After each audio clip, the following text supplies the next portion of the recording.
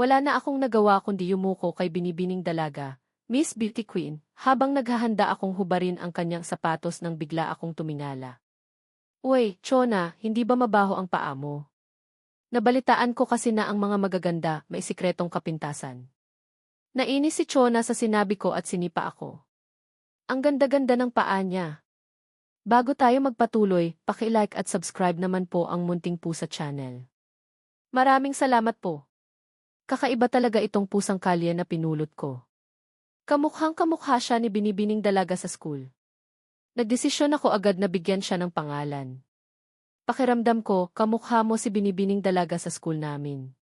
Pareho kayong suplada at walang modo. Chona ang pangalan niya kaya tatawagin kitang Chonita. Nagalit agad ang maliit na pusang puti. Nakakainis ka. Chonita, mula ngayon, ako ang amo mo, ha? Tumingin sa akin ang pusang pasaway ng may pagtutol. Mabuti naman. Ang bait-bait mo, Chonita. Umulan kasi kaninang umaga at ipinahiram ko kay Chona ang payong ko kaya nabasa ako sa daan pauwi. Tinitingnan ako ni Chonita sa pamamagitan ng malalaki niyang mata na para bang nagtatanong kung kailan siya kakain.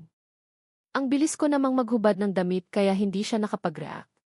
Unang beses nakita ni Chona ang hubad na katawan ng isang lalaki na may flat na tiyan at may 6 na pakpak, 6-pack abs. Namula ang maliit na pusa at nagtago sa ilalim ng kama. Hindi naman daw niya sinasadya. Nang nakita ko ang pusang parang ladrilyo, nagtaka ako. Marunong din palang mahiya ang pusang ito. Hindi naman tayo magkauri, ah. Siguro, dahil lagi siyang suplada kaya kahit tao, kinahihiya niya. Pagkatapos ng 20 minutos, natapos akong maligo at pumasok sa kusina. Inisip ko ang gusto ng pusa kaya nilagyan ko ng hipon ang sinangag. Nakaupo si Chonita sa harap ko sa mesa at masayang kumakain. Para kay Chona, isa talaga akong mabait na tao. Marunong magluto at mahilig sa hayop. Ang kailangan ko lang ay pagbutihin ang pag-aaral. Isa pa, matangkad ako, 1.80 at gwapo. Sigurado, wala akong girlfriend dahil hindi ako marunong magsalita. Meow, meow, kinamot ni Chonita ang maliit niyang mangkok. Naku! Hindi ako makatingin sa kanya. Kumuha ako agad ng isa pang sandok ng kanin at pinagpatuloy ang pagtingin sa laptop. Bigla akong nagbukas ng scholar mode, sobrang galing kong magmemorya, pero hindi ko pa rin maintindihan ang English at math logic. Balak ko sanang mag-enroll sa online course para mapabuti ako, pero parang walang kursong bagay sa akin. Ang hirap maging magaling na estudyante. Nang marinig iyon ni Chonita, pumalakpak siya at nanlaki ang mga mata. Sumimangot si Chonita at sinabing siya ang pinakamagaling sa buong school. Paano kaya ako makakapasa sa online course? Hindi alam ni Kai kung saan niya nakuha ang lakas ng loob na ito. Meow, meow. Narinig ko iyon at tumingala. Bakante na naman ang mangkok niya. Pusa ka ba o baboy? Galit na tumingin sa akin si Chonita. Pusa ako, pero kailangan kong kumain ng marami. Kagabi, kaunti lang ang kinain niya. Akala niya, busog na siya, pero hindi pa man sumasapit ang hating gabi, nagugutom na siya. Dahil walang kursong bagay sa akin, magiging tamad na lang ako. Busog na rin si Chonita at gumulong sa carpet. Bago pa man ako matuwa, sinabi ko ang mga sumusunod na salita, kaya nagulat siya. Chonita, simula nang dumating ka rito, hindi ka pa naliligo kahit isang beses. Mukhang malinis ka naman, pero baka may mga germs ka. Paliliguan kita, ha? Sa narinig niya, nagtago agad si Chonita sa ilalim ng kama. Babae ako. Babae ako. Dalaga ako. Okay lang na tumira ako sa bahay mo, pero hindi ako magpapaligo sa iyo. Hindi pwede. Hindi talaga pwede. Nagpabalik-balik si Chona, bilang pusa, sa ilalim ng kama. Hindi niya ito matitiis. Malinis siya. Paano na siya makakapag-asawa kung gagawin ito ni Kai? Hindi pwede, kahit pusa pa siya. Ayaw mong maligo.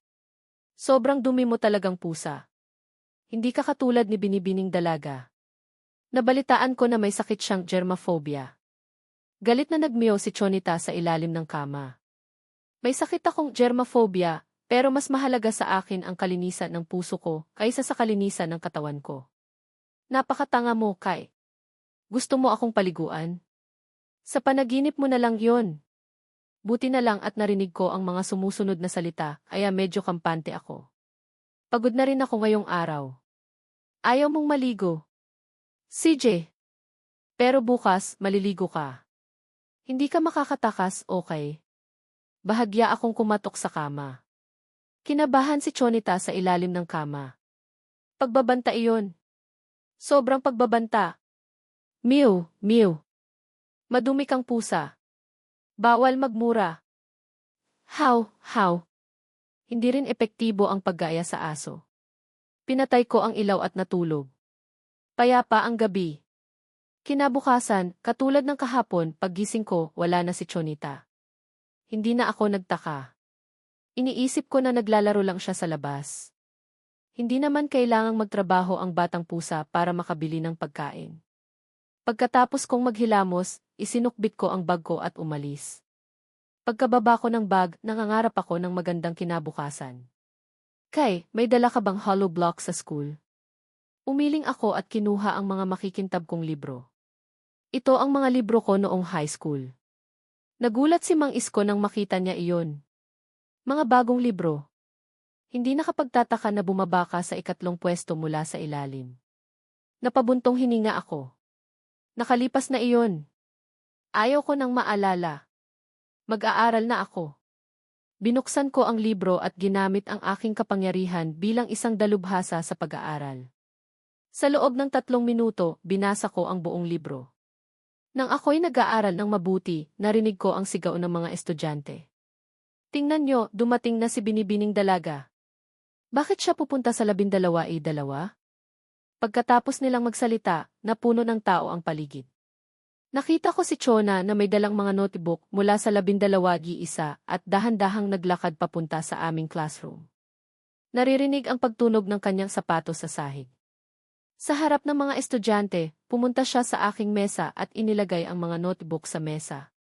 Nagulat ako. Bakit ka pumunta rito? Ano to? Inilapag ko ang libro sa math at kinuha ang notebook sa ibabaw. Puro importanteng impormasyon sa math ang nakasulat doon. Nagulat ako. Ito ba notebook ni Binibining Dalaga? Paano niya nalaman na nagdesisyon akong mag-aral ng mabuti? Tiningnan ko siya na para bang naghahanap ng sagot sa kanyang mukha. Hindi pa ako nakita ni Chona na tinitingnan ng ganito kaya namula siya. Nagulat ang lahat at tumingin sa akin. Ano kaya ang ginawa niya? Ano ang relasyon niya kay Binibining Dalaga? Bakit siya nagbibigay ng atensyon sa isang estudyanteng hindi magaling? Hindi kaya gusto ni Binibining Dalaga si Kai? Hindi pwede. Hindi talaga pwede. Dahil sa mga tsismis, hindi na nakatiis si Chona sa mga tingin sa kanya, kaya namula siya at tumakbo palabas ng classroom. Sa panahong iyon, pumasok ang teacher namin sa math. Nagulat siya nang makita si Chona. Hindi ba si Chona ang estudyanteng pinakamagaling sa buong school? Bakit siya nandito sa classroom ng pinakamahihirap na estudyante? Pero hindi na siya nag-isip pa. Siguro, nagkamali lang siya ng pasok sa classroom. Tiningnan ko si Binibining Dalaga na nawala sa labas at dahan-dahang kinuha ang mga mata ko. Siguro, gusto niya lang magpasalamat dahil ipinahiram ko ang payong ko kahapon. Napangiti ako. Kawili-wili talaga ang batang ito. Hindi siya suplada gaya ng inaakala ng lahat. Sa loob ng 1 oras, nabasa ko na ang mga notebook ni Chona. Parang itinuro sa akin ng isang dalubhasa sa martial arts ang kanyang mga lihim. Sa panahong iyon, sobrang tiwala ako sa sarili ko. Mang Isko, ako ang mangunguna sa aming klase sa susunod na pagsusulit. Lumingon si Mang Isko. Talaga? Nakalimutan mo na ba ang kapangyarihan mong mag-memorize? Pati notebook ni Chona. Sa narinig niya ang pangalan ni Chona, hindi niya mapigilang magsismis. Uy, Kai, ano ba kayo ni Binibining Dalaga? Bakit siya nagiging mabait sa iyo? Ano yung mabait? Kusa siyang nakipag-usap sa akin at ipinahiram pa niya ang notebook niya. Seryoso kong sinabi, dahil umulan kahapon, ipinahiram ko sa kanya ang payong at boots ko. Wala nang iba pa. Talaga? Ibig sabihin, may pag-asa pa ako. Hindi ko mapigilang mapangiti. Sa tingin ko, wala na. Sa aming pag-uusap, biglang mailumipad na chalk at tumama kay Mang Isko. Hindi pa ba sapat ang paglalaro nyo? Nagsasalita pa kayo sa klase ko. Tumayo si Mang Isko. Paano ako makakapagtrabaho? Ako ang pangalawa sa ilalim. Paano ko masasagot ang mahirap na problemang ito? Tumayo siya at sinabing hindi mo kayang sagutan yan, Nokay. Sumang-ayon ako. Kahit nabasa ko na ang mga notebook ni Binibining Dalaga, wala pa rin akong balak magpakabayani rito. Gusto kong magbigay ng sorpresa sa susunod na pagsusulit. Ngumiti ang teacher namin. Kayong mga estudyante na katulad nyo, sinasayang nyo lang ang mga resources. Naglingon si Mang Isko. Hindi ko maintindihan. Manahimik ka at lumayas ka sa klase. Namula si Mang Isko at malungkot na umalis sa klase. Pero pagkalabas ko ng pinto, napansin kong mali ang sagot ng teacher namin. Nakakasama talaga siya. Dahil estudyante akong hindi magaling, tumayo agad ako. Mali ang pangalawang hakbang mo. Kung ang graph ay simetriko sa pinagmulan, kung ganon, ang pinakamataas na halaga ng A1-0 ay hindi makatwiran. Ito ang unang kondisyon sa problema. Dapat bigyang pansin ang pagbasa. Huwag mong saktan ang mga estudyante. Pagkatapos kong sabihin iyon, nagulat ang lahat. Hindi ko inaasahan na kaya kong magsalita ng ganito. Nang tingnan ko ang board, nakita ko na mali nga ang kanyang sagot. Hindi niya alam kung ano ang gagawin. Sa panahong iyon, biglang inilagay ng guro ang kanyang libro at nahihiyang umalis. Nang nakita ko iyon, umiling ako at nag-iwan ng maling sagot. Pagkatapos kong sabihin iyon, naglakad ako papunta sa harapan at inalis ang maling sagot. Pagkatapos, isinulat ko ang tamang sagot at lumabas ng classroom. Tahimik ang classroom ng 3 segundo at pagkatapos ay sumigaw ang lahat. Wow, Kai! Paano ka biglang naging magaling? Hindi ka ba nag-aaral? Hindi kaya si Chona? Sinabi ko na sa inyo. Binigay ni Binibining Dalaga ang notebook niya. Kaya tiyak tinuruan siya. Nagsiselos si Mang Isko sa labas at tahimik na itinataas ang kanyang kamay. Pinapasikat mo ang mga mag-aaral na hindi magaling. Umiti ako at hindi mapigilang sumilip sa classroom. Nakita ko si Chona na nakaupo sa isang silya. Mukhang masaya siya. Hindi na nakapagtataka kung bakit gusto siya ng mga estudyante sa buong school. Sa pagtingin ko lang sa kanyang likod, kinikilig na ako. Siguro, dahil tiningnan ko siya ng matagal, biglang tumigil si Chona at lumingo. Nagtagpo ang mga mata namin at pagkatapos ay umalis agad. Sa panahong iyon, si Chona ay nagpapanggap na nahihiya. Namumula ang kanyang mukha. Hindi na gumagalaw ang kanyang mga paa.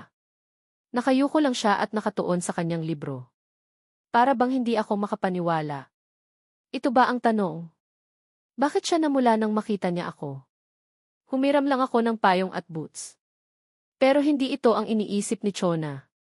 Palaging iniisip ni Kai ang maligo kasama ako at nakita ko ang hubad niyang katawan. Paano ako hindi mamumula? Tamang-tama, tumunog ang bell. Biglang naging maingay ang school. Sabay na naglakad sa school sina Chona at Angel. Si Angel ang pinakamatalik niyang kaibigan. Chona, hindi ko pa rin maintindihan ang huling problema. Ituturo mo ba sa akin? Hindi mapalagay si Chona. Nang dumaan siya sa akin, yumuko siya. Simula nang maging pusa siya, natataranta siya sa tuwing nakikita niya ako. Dahil dito, nagkaroon ako ng kakaibang ideya. Kawangis niya ang maliit na pusa sa bahay namin.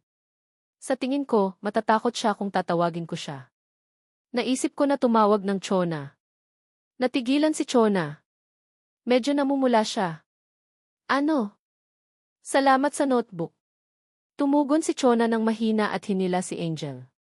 Nang nakita ni Angel na kinakabahan si Chona, naalala niya ang mga chismis tungkol sa kanila ni Kai. Sa umpisa, hindi siya naniwala. Ngunit, nang nakita niyang namumula si Chona, hindi ito normal. Nagbiro si Angel. Chona, anong meron sa inyong dalawa ni Kai? Sa narinig ni Chona ang pangalan ni Chonita, bigla siyang kinabahan. Huwag mo akong tatawagin na Chonita. Nagulat si Angel. Bakit kaya napakahalaga ng pangalan na ito? Tumahimik si Chona at hindi alam kung paano ipapaliwanag.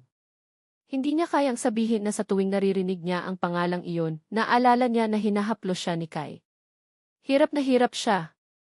Hindi maintindihan ni Angel. Hindi na pwede kitang tawaging Chonita. Sa'yo lang ang pangalang iyon? Huminga ng malalim si Chona at palihim na tiningnan si Kai. Ngumiti si Angel. Siguro, para lang talaga kay Kai ang pangalang Chonita.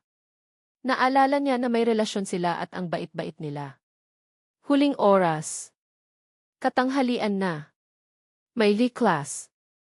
Sabay na nagpe ang mga estudyante sa 12G1 at 12E2. Agad na nakatawag ng pansin ang dalawang classroom. Tingnan nyo, nagsuot ng uniform sa si Binibining Dalaga. Galing siya sa si. May isang taong perpekto ba talaga? Maganda at magaling. Sigurado, walang ibang babae ang makapagpapakilig sa akin maliban sa kanya. Napabuntong hininga si Chona at naglakad papunta sa field. Sanay na siya sa ganitong sitwasyon. Pero ngayon, hindi siya nag-aalala tungkol sa mga taong nakapaligid sa kanya. Nag-aalala siya tungkol kay Kai. Hindi niya maintindihan kung bakit, kahit tao siya, sa tuwing nakikita niya si Kai, gusto siyang maging pusa at yakapin siya. Nagsisisi siya dahil humiling siyang maging pusa noong kaarawan niya. Sana naging aso siya. Kung ganon, habulin at kagatin niya si Kai. Habang iniisip iyon ni Chona, hinanap niya si Kai sa buong field. Sa panahong iyon, yakap-yakap ko ang basketball at nagpa-practice na mag-shoot. Nang tumama sa akin ang araw, kita ko ang pawis ko. Kitang-kita ang mukha ko. Hindi mapigilang mamula ang mukha ko. Hindi pwede. Nakakatuwa naman ang kanyang ebis nagsuot ako ng maikling shorts para mapakita ko ang aking magagandang legs. Dahil dito, lumingon ako. Nakita ko si Angel sa aking likuran. Namumula ang kanyang pisngi. Naguguluhan ako. Chona, bakit ka nandito? Tumugon si Angel nang nakangiti. Naglalaro siya ng basketball. Ang gwapo niya. Nataranta si Chona. Sigurado, wala. Humiling si Angel. Sa narinig ni Chona iyon, sumimangot siya. Gusto niyang sabihin na huminto na siya sa pagsasalita, pero hindi na niya ito nasabi. Sa panahong iyon, nagbalik ako pagkatapos mag-shoot. Pagkatapos, may isang babae ang nagsabing gwapo, gusto mo bang uminom? Lumingon ako at tiningnan si Angel. Nalilito siya. Nagpalitan kami ng numero sa isa't isa sa timog ng field. Nagulat si Angel nang marinig ang mga salita ko. Pagkatapos, tumakbo papunta kay Kaisimang Isko. Ginagamit ang talento na ito. Inilapag ni Angel ang libro. Tagalog version in Filipino culture setting. Pagkatapos ng parada, nakita kong papalayo na ang kanyang likod, at sa ikalawang kanto, hindi niya napansin na natapakan niya ang isang bato at sumigaw sa sakit. Napaupo siya sa lupa. Nahulog si Dalaga. Umalerto ang lahat, at maraming estudyanteng lalaki ang nagtakbuhan papunta sa kanya, ngunit sa kalagitnaan, huminto sila. Naalala nila ang isang bagay, ayaw ni Dalaga na may humahawak sa kanya, lalo na sa mga lalaki. Kung hindi, lalala pa ang sitwasyon. Sa oras na iyon, humiwalay si Angel sa grupo at natatarantang tumakbo papunta kay Chona. Chona, okay ka lang ba? Nasprain ka ba? Kinagat ni Chona ang kanyang labi at sinubukang tumayo. Natapakan ko ang bato. Okay lang ako. Dalhin kita sa klinik, ha? Okay. Dahan-dahan siyang tumayo sa tulong ni Angel, ngunit sa gitna ng atensyon ng lahat, hirap pa rin si Angel na alalayan si Chona. Lalong humihirap dahil namamaga na ang ankle niya. Napasimangot ako. Ang bagal nyo. Sa ganitong bilis, hindi kayo makakarating sa klinik bago mag-uwian. Kahit hindi kami close, tinulungan niya ako sa pag-aaral kaya nag-alangan ako. Lumapit ako sa kanila. Kailan kayo makakarating sa klinik sa ganitong bilis? Masasaktan na ang ankle niya. Hayaan niyo ako. Iniladlad ko ang aking kamay sa harap ni Chona. Sumimangot si Angel. Bakit mo tutulungan ang isang tao na hindi mo gaanong kilala? Ngunit laking gulat niya nang dahan-dahan na inilagay ni Chona ang kanyang kamay sa balikat ko. Salamat. Walang anuman. Binabayaran ko lang ang utang ko sa tulong mo sa pag-aaral. Yumuko ako para buhatin si Chona. Namula ang kanyang mukha sa lambot ng kanyang balat. Nagtataka siya kung bakit hindi siya nairita kapag hinahawakan siya ni Kai. Siguro, dahil maraming beses na siyang nahawakan ni Kai noong pusa pa siya. Tumayo ako at dali-daling umalis sa field. Nang nawala na kami, bumalik ang lahat sa realidad at nagsimula silang magreklamo. Nakakainis. Ang sabi pa niya, germaphobe siya. Ang sabi pa niya, ayaw niya sa lalaki. Bakit siya pumayag na buhatin siya ng lalaki na yon? Baka naman nagbabakasyon ang pagiging germaphobe niya. Halos mabaliw na ang mga estudyanteng lalaki sa campus. Kahit si Angel, nakatayo lang at hindi alam ang gagawin. Isa lang ang nasa isip niya, ang taong iyon ay tiyak na hindi ang Chona na kilala niya. Sa kabilang banda, binubuhat ko si Chona papunta sa klinik. Mainit ang katawan niya at malambot ang kanyang balat.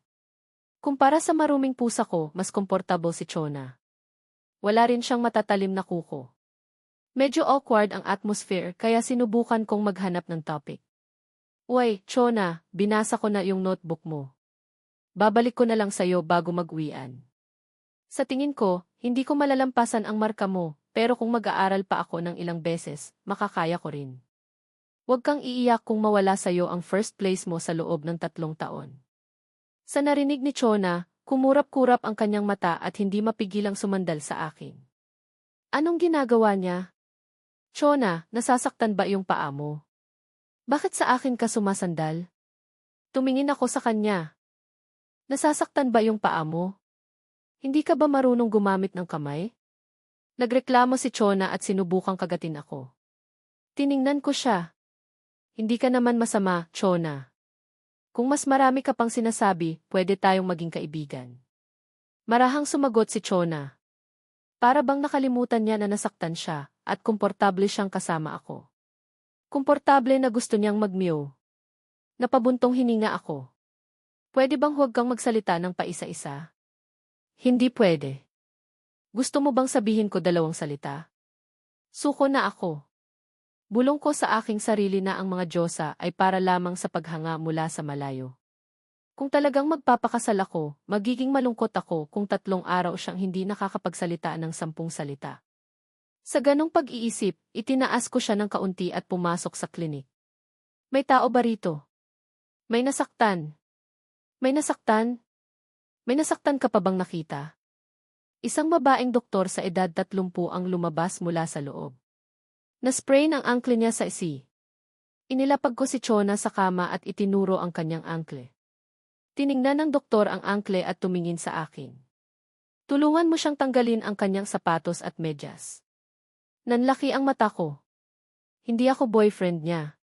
Huwag mo akong sisihin. Ako'y isang mabuting estudyante na hindi nakikipag-date. Tumawa ang doktor. Nasa edad mo rin ako noon, kaya hindi ako masyadong old-fashioned. Bilisan mo. Wala na akong nagawa kundi yumuko kay dalaga. Nang papalapit na ako para hubarin ang kanyang sapatos, bigla akong tumingala. Uy, Chona, hindi ba mabaho ang paa mo? Nabalitaan ko kasi na ang mga magaganda may sikretong kapintasan. Nainis si Chona sa sinabi ko at sinipa ako. Ang ganda-ganda ng paa niya. Bilisan mo na nga. Bulong ko sa aking sarili, hinawakan ko ang kanyang paa at hinubad ang kanyang sapatos. Ang puting paa ni Chona ay para talagang jade. Maayos at maganda ang pagkakagupit ng kuko niya. Hindi ko napigilang amuyin ito. May magandang amoy. Ano kaya to? Para itago ang aking hiya, nagkunwari akong umuubo at tumingin sa doktor. Tapos na. Okay, titingnan ko. Yumuko ang doktor at tiningnan ang ankle. Sobrang namamaga. Hindi ito normal. Siguro, dati na itong nasugatan. Nag-alangan si Chona at tumango. Noong sumasayaw ako ng ballet, na-sprain din ang ankle ko noon. Kaya minamasahe ko na lang. Mabuti na lang at walang yelo, kung hindi, mas magiging okay ka. Sa narinig niya iyon, sinunod ni Chona at minasahe ang kanyang ankle. Nang tumingin siya sa akin, nakita niyang wala na ako roon. Ano kaya to? Medyo nadismaya siya. Ano kaya ang inaasahan ko? Normal lang na umalis siya. Hindi naman niya ako pag-aari. Ngunit nang yumuko siya, nagulat siya. Nasaan na ang medyas ko?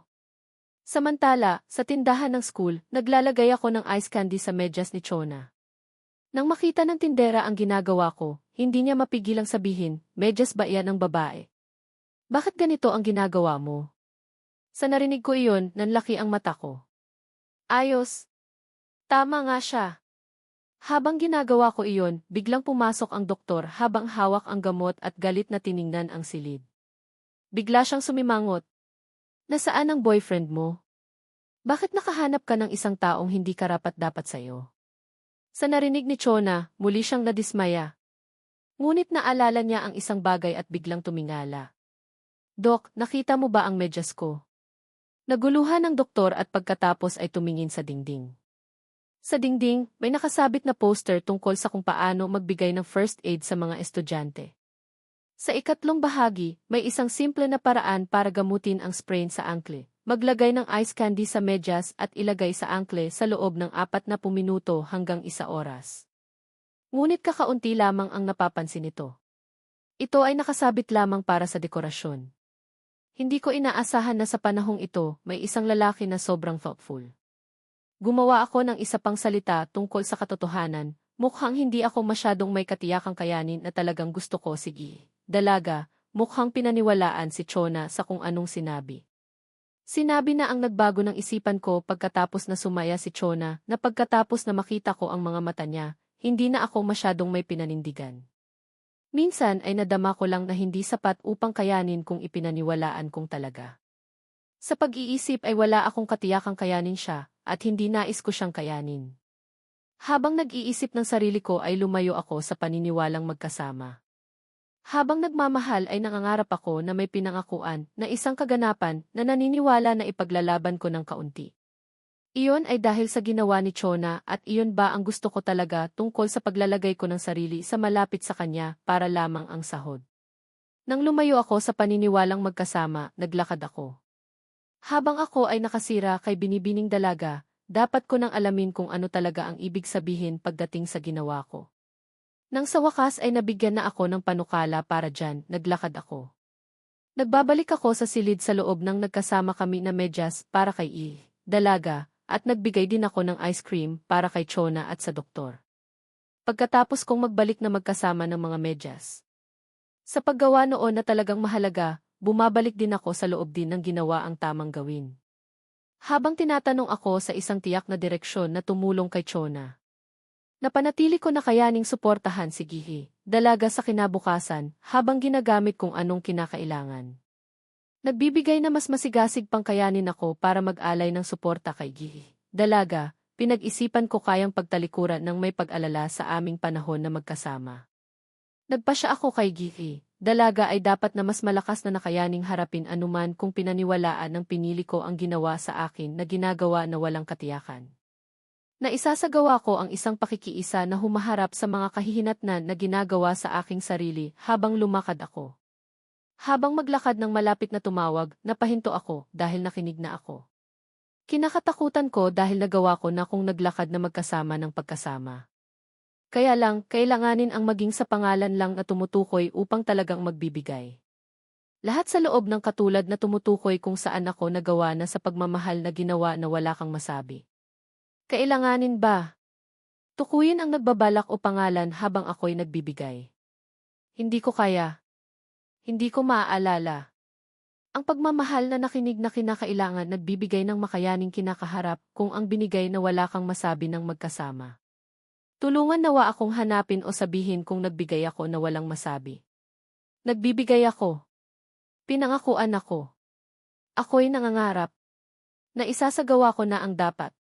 Pinalakpakan ko. Ginamit ang karapatan na magbigay. Nagbibigay ang mga karapatan. Nagbibigay ang mga puso. Pagmamahal. Pagmamahal ako ng kinakailangan.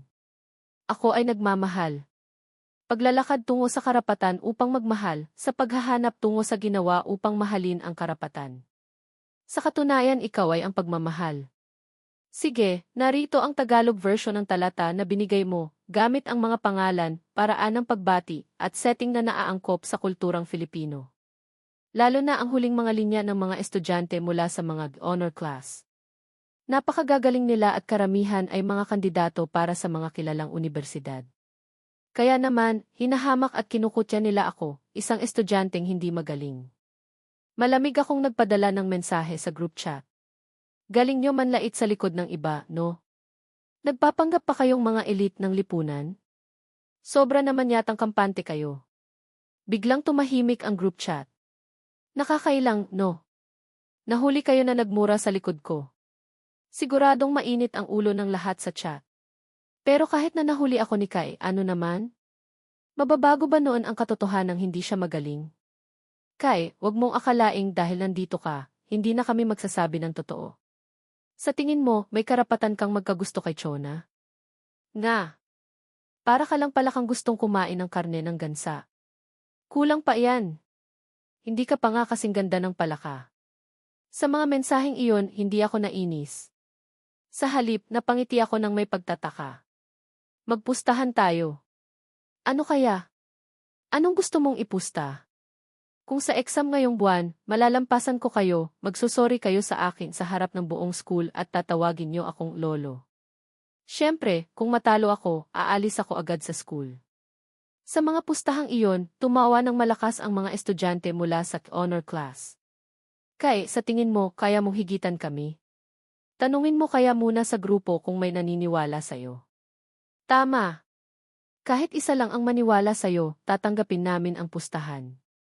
Pero kung matalo ka, pati ang taong magpiyansa sa'yo, aalis din sa school. Napasimangot ako. Sino kaya ang maniniwala sa akin?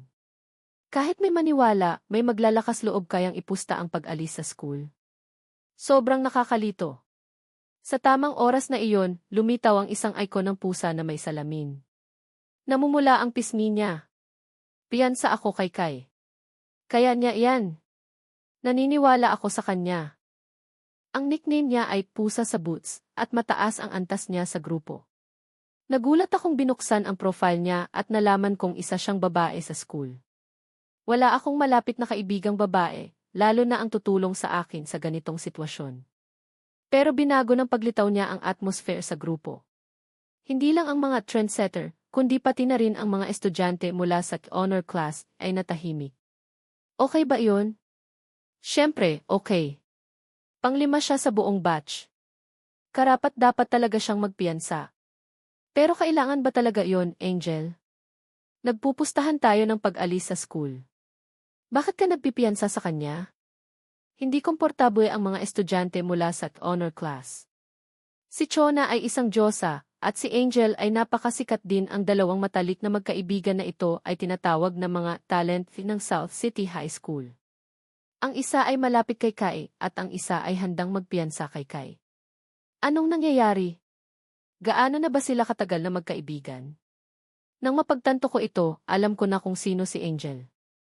Hindi ko inaasahan na magpipiyansa siya sa akin. Kanina pa niya ako tinawanan nang sabihin kong papasok ako sa top 5. Sa pag-iisip na iyon, isinara ko ang group chat at nagpadala ng friend request kay Angel. Agad niya itong tinanggap at nagmensahe. Anong problema? Nag-alangan ako.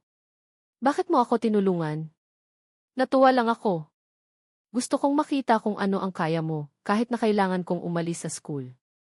Kung aalis ka sa school, ano naman? Ang daddy ko ay principal ng First Experimental High School.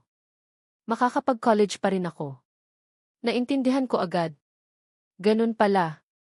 Pero tutulungan lang kita kung may kondisyon. Manalo man o matalo, gusto kong linawin mo ang relasyon mo kay Chona. Ayokong maapektuhan siya. Okay. Tumango ako ng walang pag-aalinlangan. Sa pagkatapos, bumalik ako sa group chat. Dahil may kinatawan ang English class na nagpiyansa, tatanggapin ko ang pustahan. Tinatanggap ko rin. Bilangin mo ako. Sa nakita kong mahabang listahan sa grupo, hindi ko mapigilang mapangiti. Galing. Walang nasa top 1-0 ang naglakas loob na hamunin ako gamit ang aking super memory at notebook ni Dalaga. Sobra na malaki ang tsansa kong manalo.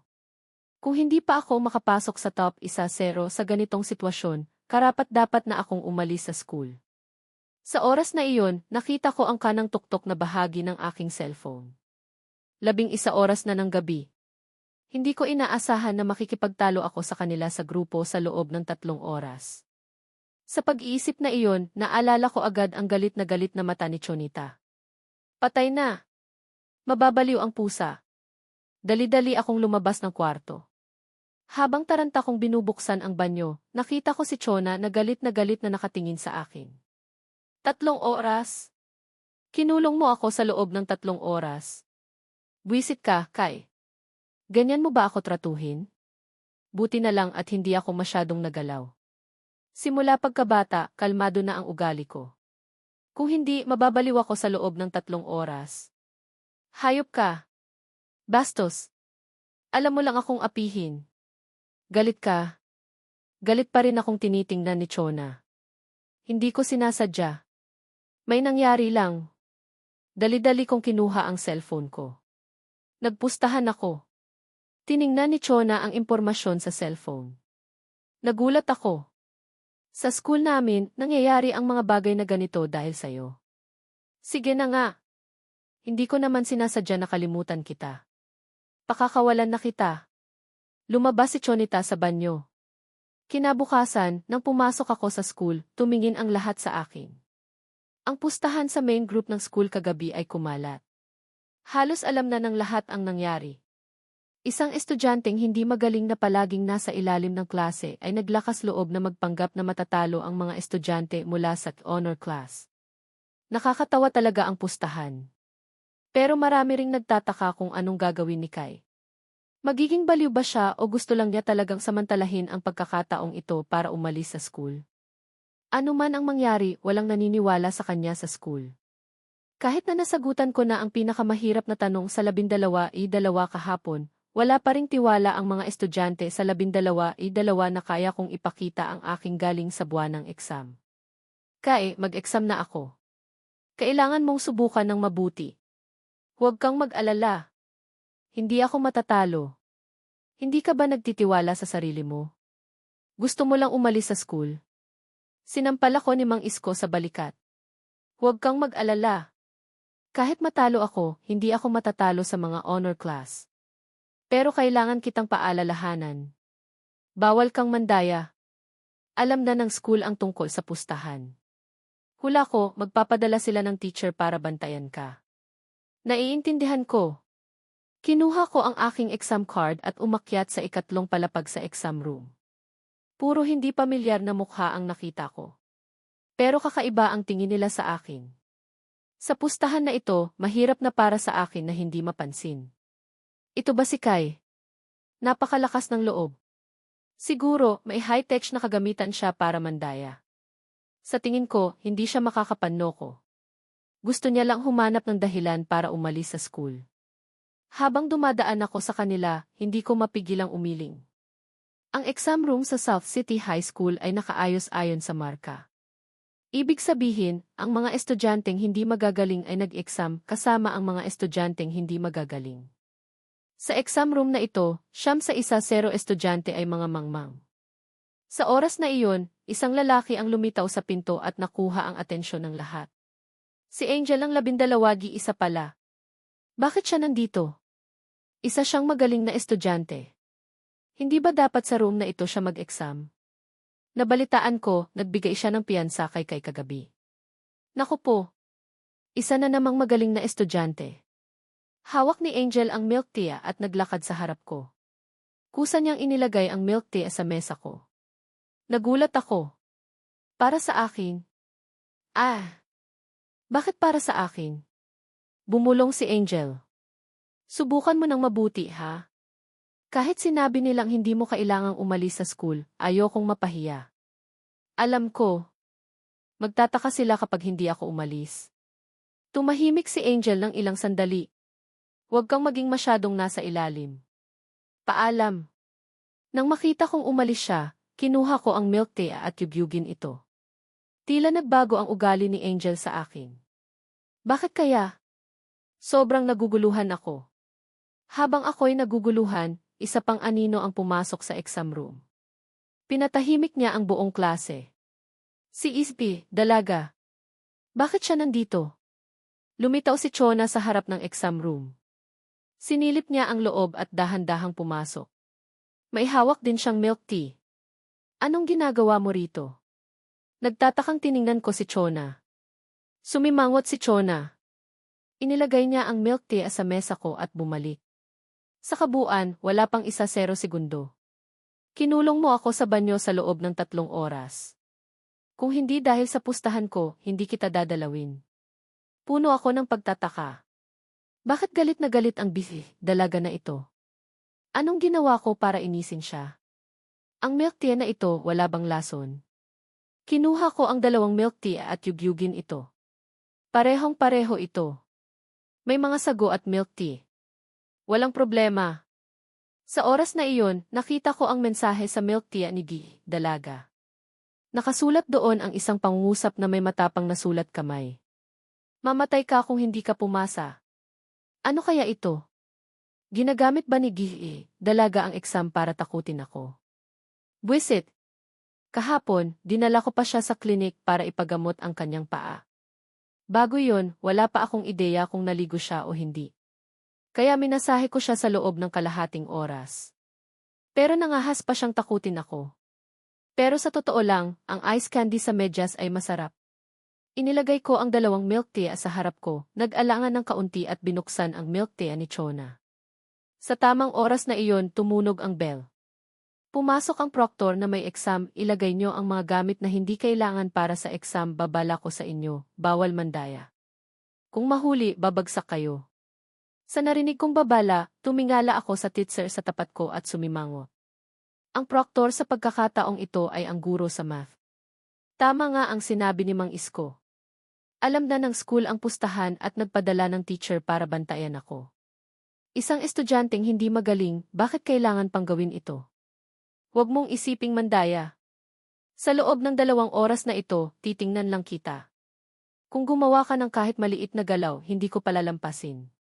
Habang binibigay ang exam, lumapit sa akin ang teacher at malamig na nagsabi. Salamat sa'yo, teacher. Hindi ako mandadaya. Hawak ang exam, pinag-aralan ko ito. Agad na lumitaw sa aking isip ang mga kaalaman. Ang exam na ito ay math at pinag-aralan ko ang math kagabi. Kaya ang mga lumang uri ng tanong na ito ay hindi problema sa akin. Nagsimula na akong sumulat ng maayos na nagdulot ng gulat sa mga estudyanteng nag-aalangan. Naghihinala ba siya? Paano niya nalaman ang mga sagot sa tingin lang? Sumimangot din ang guro sa math. Naghihinala ba siya? Baka naman naghihinala lang. Kahapon, itinuro niya lang ang mali ko. Isa lang iyong swerte. Kung susubukan niya ng kaunti, mababago niya ang kanyang marka. Kung ginagawa niyo na lang iyon sa ibang mga guro, kailanganin niyo bang sumubukan ang ginagawa ko? Napakabilis ng oras. Kailangan nang ibigay ang lahat ng exam kahit tapos man o hindi. Sa oras na ito, tapos na ako at nakatulog pa nga ako. Satisfied ako sa performance ko. Matapos ibigay ang exam, may 20 minuto kaming break. Lumabas ako ng exam room at nagpunta sa garden sa harap ng building. Maraming estudyante ang pumupunta rito para magpahinga. Umupo ako sa isang sulok at tumingin sa paligid. Nakita ko ang anino ni dalaga. Ngayon, nakasuot siya ng puting t-shirt at gray na palda. Nakaupo siya sa tabi ng lawa at tumitingin sa malayo. Sinasabi ng lahat na ako at si dalaga ay magkasintahan, pero hindi mangyayari iyon. Isang perpektong estudyante, anong klaseng boyfriend ang pipiliin niya? Pero kung mapangasawa ko siya, makakaramdam ako ng comfort. Sa oras na ito, napansin din ako ni Chona. Medyo lumiwanag ang kanyang mga mata, pero agad siyang nagalit. Hindi ako maghahanap sa kanya. Kahapon, kinulong niya ako. Hindi ako pupunta. Nang nakita kong galit si Chona, naramdaman ko na naman ang pagkalito. Anong ginawa ko para inisin siya? Bakit ganito ang ugali niya? Kailangan ko bang magtanong? Pero ngayon, puno na ng chismis ang school. Mas maganda kung lumayo na lang ako kay Chona. Hindi masisira ang normal kong buhay dahil dito. Nang nakita kong hindi ako gumagalaw, mas nalungkot si Chona. Kung hindi kita hahanapin, hindi mo rin ako hahanapin. Kahit wala tayong relasyon, binigay ko sa iyo ang milk tea. Hindi ba pwedeng magpasalamat man lang? Alam mo lang tumitig. Kahapon, binuhat mo ako. Hindi pa ba sapat iyon? Galit na kumuha si Chona ng bato. Nang walang nakakakita, binato niya ako. Nagulat ako at umiwas. Dumaan ang bato sa tabi ng aking shorts. Ang galing ng dalaga na ito. patama sa maselang bahagi ng katawan ko. Tama ba talaga ang kanyang imahe bilang Diyosa? Sumimangot si Chona. Pagkatapos, tumalikod siya. Nakita ko rin na nakatikom niya na halos maabot na at mapansin ako. Habang ako ang napagtanto iyan, nilagyan na niya ako doon at gusto ko na siyang makita na matitigan. Tiningnan ko siya na mas madaling pagkaligiran at pinagtaloan ang tungkol pa at nagbago ng tono para doon. Habang ginagawa ko ang nangyari, ako'y nataranta at sa wakas ay ginawa ni Gii. Dalaga na alam niya at hindi ko na kinakayang nakikipag-usap sa iyo, nagsimula siya sa mga mata niya. Na may isang tunay ako. Hinihintay ba niya ang aming gabi? Nandoon ba kung bakit? Nakaramdam. Naisip ko ng paulit-ulit. Gusto ko na kayaning maging maibigan na nagsisimula na nakakaramdam sa bawat buwan. Ngunit sa panahong ito paano ko kayanin? Nag-isip ng mabuti sa kabuuan habang sinusubukan na maintindihan kung may naligaw ba akong napagtanto. Pamilyar ang mga salita na sinasabi ko. Sa mga susunod na oras naglakad ako pasok na nakakabukad sa mga bagay na nandoon na nasa akin. Magbalik sa susunod na araw magbalik sa kung anong ginawa kong maging. Lumabas tungo sa kagaya ng iba na sa kasamaang palad ay nakikita ko siya. Baka. Kinausap ko naglakad ako kung saan. Nagbalik ang kanyang. Habang lumakad ng paunti-unti pasok ang isa sa mga bagay, hinayaan kitang malaman. Nagbalik. Siya. Nakaramdam. Sa lahat na nakita ko hindi na ako nakatulog. Natapos sa panahong nagawa siya na mas malapit na kumuha ng katulong ng gabi. Sige, narito ang isinaling bersyon sa Tagalog, gamit ang mga naaangkop na pangalan at kultura ng Pilipino. Hindi mapigilan ni Angel na kamutin ang kanyang baba. Mukhang malamig din ang dalagang ito sa kanyang matalik na kaibigan, pero mukhang interesado ka sa kanya.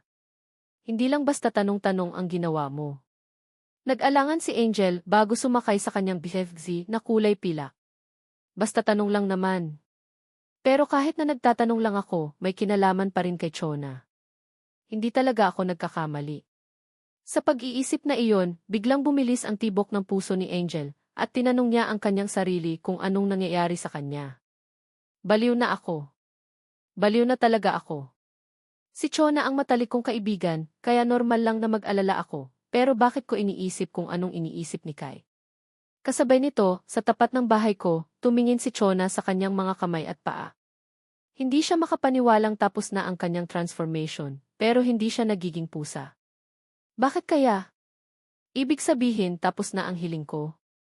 Pero kung tapos na, dapat may dahilan. Anong nangyayari ngayong araw?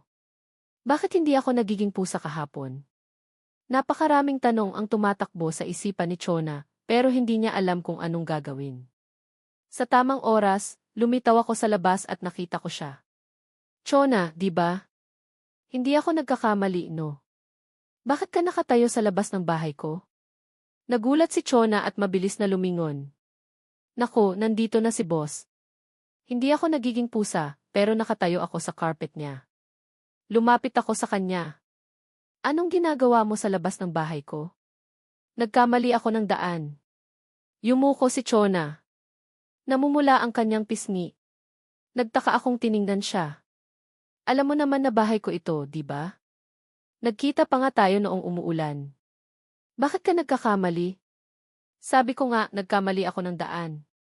Galit na tumingin sa akin si Chona. Sige na. Gusto mo bang pumasok? Nagbibiro lang ako. Hindi ko inaasahan na sasang-ayon si Chona nang walang pag-aalinlangan. Talaga? Nasunggaban na ako. Hindi ko maintindihan kung anong sinasabi niya. Alam kong sinabi ni Angel na pagkatapos ng klase, walang nakakausap si dalaga. Kaya binuksan ko ang pinto at pinapasok siya. Pero nasaan kaya ang pusa ngayon? Kakaiba talaga. Karaniwan, nandito na siya sa bahay ngayon. Baka naglalaro na naman sa labas. Bahala na nga. May bisita ako. Mamaya ko naiisipin. Sa loob ng kabinet ng sapatos may tsinelas. Gusto kong sabihin na may bago akong tsinelas sa loob ng kabinet na hindi pa nagagamit. Pwede niya iyong isuot, pero nang lumingon ako, suot na niya ang tsinelas. Ang puting medyas na may lace ay yakap-yakap ang maliit at magandang paa. Sa pagsusuot ng tsinelas, para siyang isang maliit na dalaga sa pamilya ko. Nagulat ako. Paano mo nalaman na may tsinelas sa loob ng kabinet? Muling nagalit si Chona at dumiretso sa sala. Kung nakatira ka ng mag-isa at may tsinelas ng babae, hindi ka siguro mabuting tao. Naisip kong hangal ako at tahimik na sumunod sa kanya papunta sa sala. Totoo nga, hindi siya nagdadalawang isip. Hindi ko alam kung sino talaga ang amo dito. Kumuha ako ng tubig at inalok sa kanya. Tubig? Pero nang akmang ibibigay ko na, kusa nang kinuha ni Chona ang coaster mula sa drawer sa ilalim ng mesa. Nakakagulat talaga. Paano niya nalaman ang lahat? Nakapunta ka na ba sa bahay ko? Nalilitong tiningnan ko siya. Parang may amnesia ako. Hawak ni Chona ang kanyang tubig, umiling siya. Hindi. Hula ko lang. Sa dami ng kinulong mo ako sa banyo, hindi ba ako pupunta? Nakakatakot ka. Isa ka bang stalker na tinitingnan ako sa bintana gamit ang teleskop? Bago pa ako matapos magsalita, sumimangot na si Chona at sinampal ako. Hindi ko alam kung anong ibig sabihin ng stalker, pero sigurado akong hindi ito magandang salita. Buwisit ka, Kai. Hayop ka. Hinimas ko ang aking balikat. Hindi naman. Bakit ka nananakit? Tumingin si Chona sa akin at tumalikod. Lumipas ang oras. Tahimik kaming nakaupo sa sala. Medyo awkward ang atmosphere. Walang babae na nakapunta rito. Sino kaya ang mag-aakalang makakasama ko sa bahay ang mapagmataas na dalaga ng South City High School? Ang dalagang pinapangarap ng maraming lalaki, ngayon ay nakasuot ng tsinelas, tahimik na maihawak na baso ng tubig at unti-unting umiinom. Alam niya kung saan ang tsinelas, kung saan ang coaster, at alam pa kung paano gamitin ang remote ng T. Kung hindi ako sigurado na hindi ako nababaliw, iisipin ko talagang nakatira na si dalaga kasama ko. Pero paano kaya? Hindi ko maintindihan. Maaari ko lang isipin na ito ay isang himala. Sa oras na iyon, biglang lumingon si Chona. Nagniningning ang kanyang mga mata. Nagugutom na ako. Pagkatapos, namula siya. Pero hindi siya nahihiya. Halata na nagugutom siya. Para bang nagkamali ako ng naririnig. Anong sinabi mo? Nagugutom ka. Ibig sabihin, kailangan kitang ipagluto. Namula ang mukha ni Chona at tumango. Nang marinig ko iyon, nagulat ako. Ang dalagang ito ay bisita ko. Dapat ako ang nag-aabot sa kanya ng pagkain. Napakakapal ng kanyang mukha. Kung hindi ka perpektong dumating, hindi ka maaaring manalo ng kahit sino sa katanyagan. Tahimik akong tiningnan ni Chona. Seryoso ang kanyang magagandang mata. Tama. Nagugutom ako. Kailangan kong kumain. Ikaw ang host, kaya dapat may ibigay ang host sa kanyang bisita. Natatakot talaga ako. Kung hindi ka ganoong kagaling, papaalisin na kita. Wala akong nagawa kundi tumayo at pumasok sa kusina para magluto ng sinangag. Hawak ni Chona ang plato at nag-enjoy sa panonood ng TV habang kumakain. Sa paglipas ng panahon, hindi komportable ang kanyang pagkakaupo, kaya tinanggal niya ang kanyang tsinelas. Inilagay niya ang kanyang mga paa sa sofa. Siya ay parang isang tamad na babae sa bahay. Kahit gaano pa kaganda ang dalagang ito, karapat-dapat talaga siyang maging isang dalaga. Masakit pa ba ang paa mo? Hindi ko mapigilang tingnan si Chona at biglang magtanong. Umiling si Chona at inilagay ang kanyang bakanting plato sa mesa. Busog na ako. Sapat na ang pahinga ko. Nagsimulang antukin si Githi, dalaga na nakaupo sa sofa. Ikiniling niya ang kanyang ulo at marahang sumandal sa aking balikat. Kahit hindi siya nagiging pusa, bahagya pa ring nagbago ang kanyang ugali. Alam ni Chona na hindi dapat siya gumawa ng ganoon, pero sa pagkakataong ito, hindi niya mapigilang mapalapit kay Kai. Noong panahong kasama ko siya, napakasaya niya. Inaalagaan niya siya. Hindi na kailangan pang mag-aral ang piano o ballet. Kailangan lang niyang magmeow. Ito talaga ang kanyang paraiso. Hindi niya alam kung bakit hindi siya nagiging pusa ngayon. Hindi niya alam kung ang sitwasyon na ito ay pansamantala o permanente. Marahil hindi na siya magiging si Chonita. Kaya, ngayong araw, gusto niyang mag-enjoy ng kaunti. Tahimik na nag-enjoy sa mga huling sandaling ito. Sa pag-iisip na iyon, hindi mapigilan ni Chona ang paglanghap ng bango niya. Sa oras na iyon, nanigas ako sa sofa. Anong nangyayari? Nababaliw na ba ako o sige, dalaga ang nababaliw? Makalipas ang ilang sandali, nagbago ng posisyon si Chona at sumandal pa sa aking balikat na lalo lamang nakapagpabaliw sa akin. Chona, may hindi ba tayo nagkakaintindihan? Nagulat si Chona at tumingala. Inosente ang kanyang mga mata. Bakit? Parang hindi ka naman masyadong estranghero sa akin. Para bang sobrang close natin. 3 araw pa lang tayong magkakilala. Hindi dahil nagpahiram ka ng payong. Hindi ko alam. Tinanong ko kung may nagkakamali sa iyo. Sa isip ko, ang paliwanag na ito ay makatwiran. Isang lalaki at babae na estranghero ay hindi maaaring maging ganoong ka-close. Baka naman nagkakamali ka lang. Sumimangot si Chona at sinampal ako. Nagkakamali? Bobo ba ako para magkamali ng tao? Sa oras na iyon, gumabi. Madilim din sa loob ng bahay ko. May liwanag lang na nanggagaling sa bintana. Sa tahimik at mainit na lugar na ito, marahang itinaas ni Chona ang kanyang mga mata at palihim na tiningnan si Kai. Hindi na siya nagiging pusa, kaya hindi siya maaaring magpalipas ng gabi dito. Kung hindi, hindi ko alam kung anong mangyayari. Higit pa rito, oras na para umuwi. Mag-aalala si Mama kung hindi ako umuwi. Sa pag-iisip na iyon, tumayo si Chona at inayos ang kanyang damit. Uwi na ako. Para bang hinihintay ko na siyang umalis, dali-dali akong tumayo. Aalis ka na? Sa nakita ni Chona, hindi niya maiwasang sumimangot. Parang gusto niya na agad akong umalis. Buwisit! Aalis na ako. Wala ka naman talagang pakialam sa akin. Sa buong araw kong pagiging pusa, hindi ka nag-alala. Galit siyang umalis. Nang makita ko na paalis na ang mga babae, dali-dali akong nagbihis ng jacket at sumunod sa labas. Malapit na magnegatibo 8:00. Dapat nakauwi na si Chonita ng 2 oras, pero hanggang ngayon, wala pa rin ang buwisit na pusa. Hindi ko maiwasang mag-alala. Samantala, sa White Jade Mansion, nakauwi na rin si Chona matapos ang 4 na araw. Nang makita ng mga katulong siyang bumalik, nagulat sila. Dali-daling tumakbo ang mayordoma sa kanya. Binibini, nakabalik na kayo. Esen, nasaan si Mama? Nag-iinuman siya ng tsaa sa tea room. Tumango si Chona at pumasok sa bahay. Sa tea room, nag-iinuman ng tsaa ang isang eleganting babae. Nang makita si Chona, bahagya siyang tumingala. Alam mo na pala kung paano umuwi. Tumango si Chona.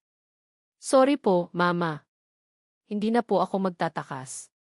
Hindi nakakatulong ang paghingi mo ng tawad. Inilapag ng babae ang kanyang tasa. Halata na galit siya. Siya si Elizabeth Lim, ina ni Chona, at ang Vice Presidente ng Tea Association ng Jianglang Province. Isang natural na inumin na nanggagaling sa misteryo ng silangan. Ang kita nito ay halos kasing laki ng ginto. Kaya ang pamilya Lim ay hindi lang ang pinakamayaman sa Jianglang, pero sikat rin sa buong bansa. Pero mula nang magkaroon si Chona, ang kanyang nag-iisang anak, unti-unti nang humiwalay si Elizabeth Lim sa pamamahala ng kumpanya. Nais niyang magtuon ng pansin sa pagpapalaki ng kanyang anak para maging isang napakagaling na tao.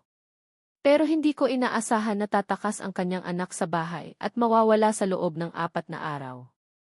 Nagalit talaga siya. Ayokong makinig ng sorry. Gusto kong malaman kung saan ka nagpunta sa nakalipas na 4 na araw. Hindi naglakas loob si Chona na sumagot. Mahinang sinabi niya, nagstay ako sa bahay ng kaibigan ko. Anong ginawa ko na ikinasama ng loob mo para tumakas ka sa bahay? Wala naman po.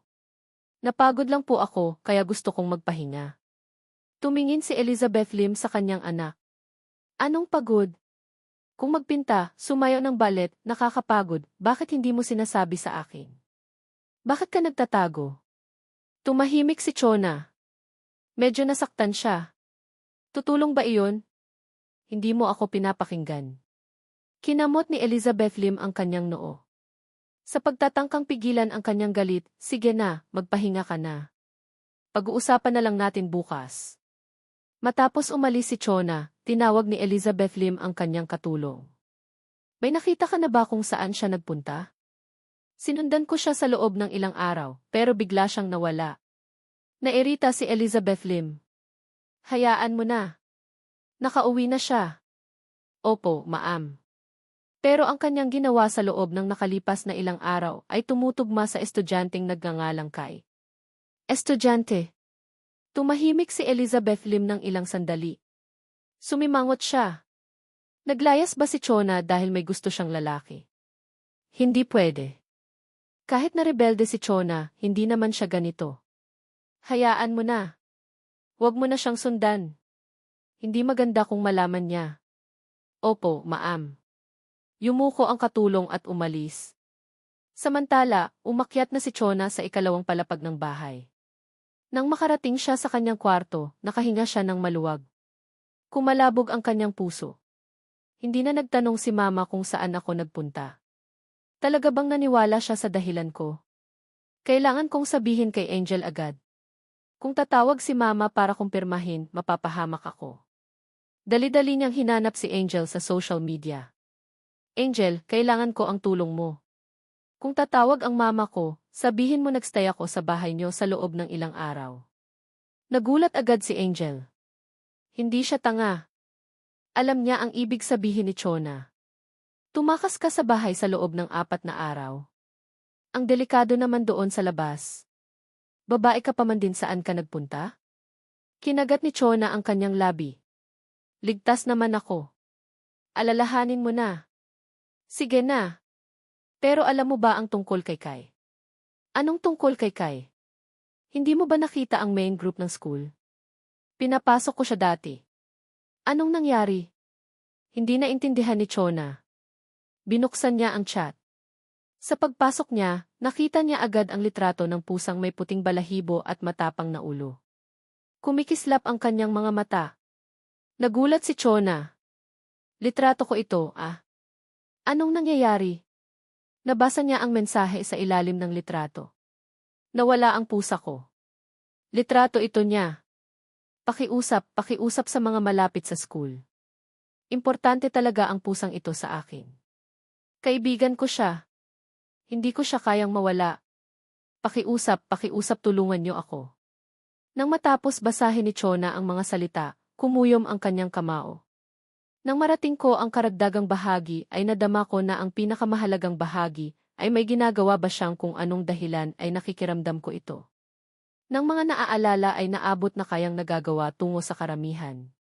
Nang mga magandang natutunan mo ang nangangailangan sa iyong kagalingan. Mahalagang magbalik sa paggawa sa kanya. Pagbibigay ng mga dahilan sa lahat ng sinasadya. Tinatanggap ko na siya ay magagawa at maligtas. Habang binigay ko siya, tinukoy mo siya sa katotohanan magkasama. Tinukoy mo siyang mag-isa sa paglalakad doon. Saan ka pupunta? Itinanong ang panghihimasok kay Angel. Muling binagalan ang pagsusuot ng laban doon habang ginagawa ang mga kamay tungo sa nang may karapatan. Ginawa mo na ang mahihirap doon at sa kadahilanan na nakita ko. Pinarating sa akin ni Angel pagkakilala.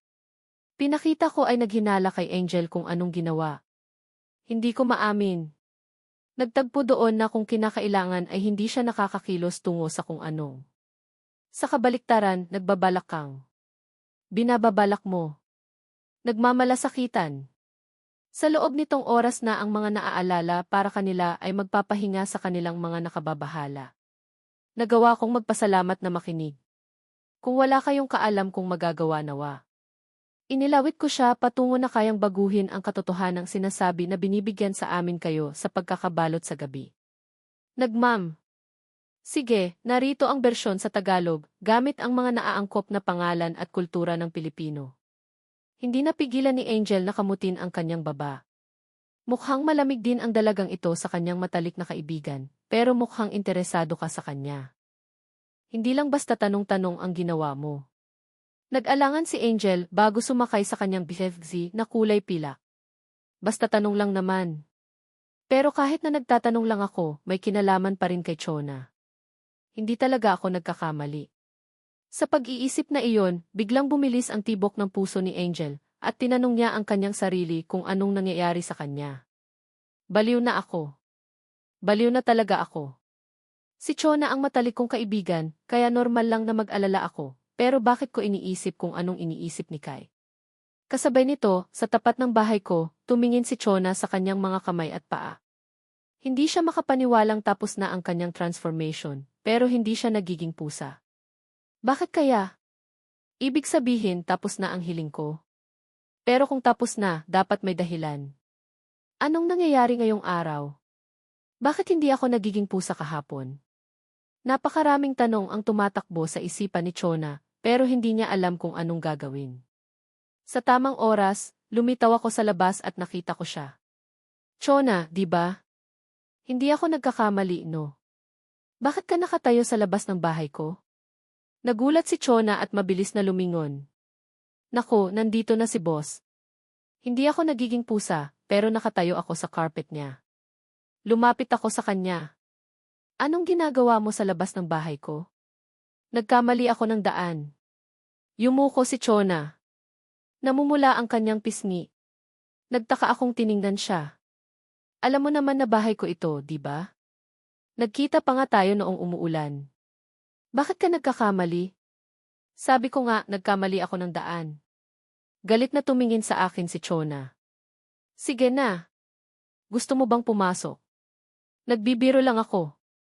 Hindi ko inaasahan na sasang-ayon si Chona nang walang pag-aalinlangan. Talaga? Nasunggaban na ako. Hindi ko maintindihan kung anong sinasabi niya.